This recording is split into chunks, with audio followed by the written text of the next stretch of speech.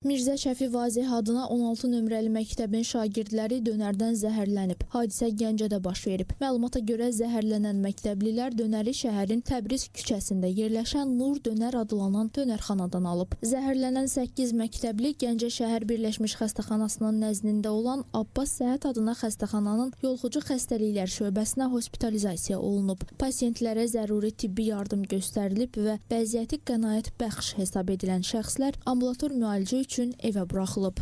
Xəstəxanamıza gecə saat 12:01 radələrində 8 uşaq qida zəhərlənməsinə şübhə diaqnozu ilə xəstəxanamıza daxil olmuşdur.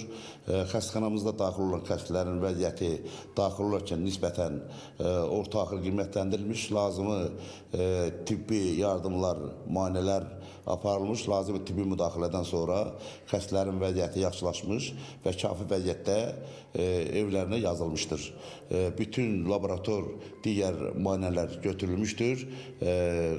Xəstələrin başlanma səbəbini aidiyyəti dövlət orqanlarına məruz olunmuş və tədqiqatlar davam olunur. Nur Dönərin sahibi obyektdə bütün qaydalara riayət olunduğunu iddia edib. Zəhərlənməyə gəldikdə isə sahibkar qeyd edib ki, onun obyektindən alınan dönərlərin saxlanma qaydaları şagirdlər tərəfindən pozulub. Çünki məktəblilər dönəri aldıqdan sonra aparıb evdə yeyiblər. Biz burada 5 ildir, mən 5 ildir davamlı buradan fəaliyyət göstəririk.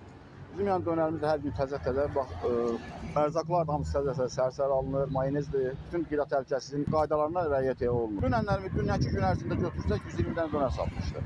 Ondan da bu 16 nömrəli məktəbin şagirdləri gəlib alıb gediblər. 2 dənə şagird yaxınlaşıb 30 dənə dönər götürüb. 30 dənə dönər götürüb.